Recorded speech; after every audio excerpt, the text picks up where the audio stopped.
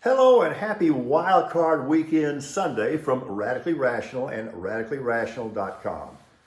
Full disclosure, I thought I would never see this, but Paul M. Alexander refused even, to watch an NFL playoff game.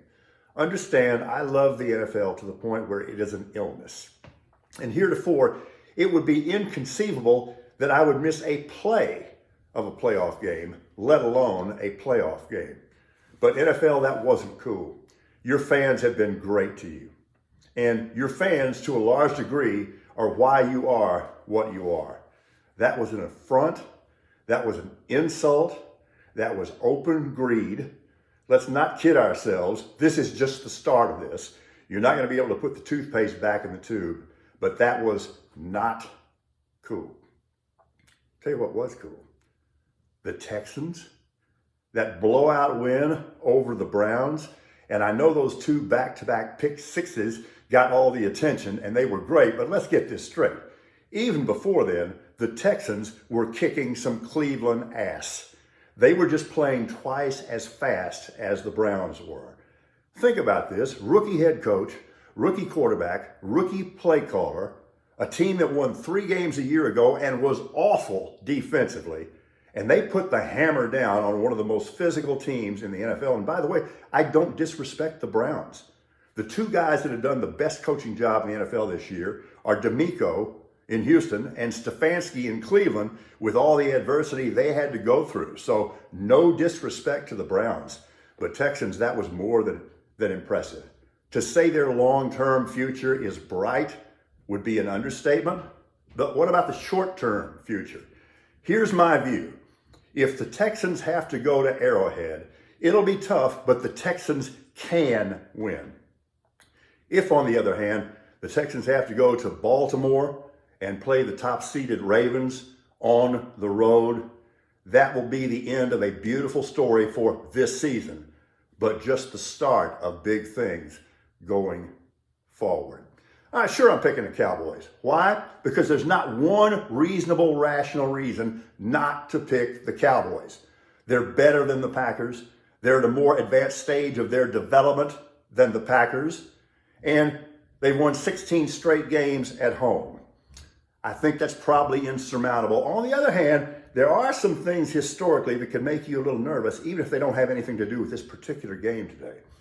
The Packers have beaten the Cowboys in 9 of their previous 10 meetings, and the Cowboys have not beaten the Packers in the Metroplex in 17 years, all of which may mean nothing. I will say this, though.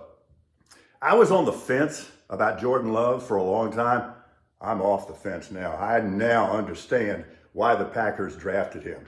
He's going to be something really special. This is an interesting stat.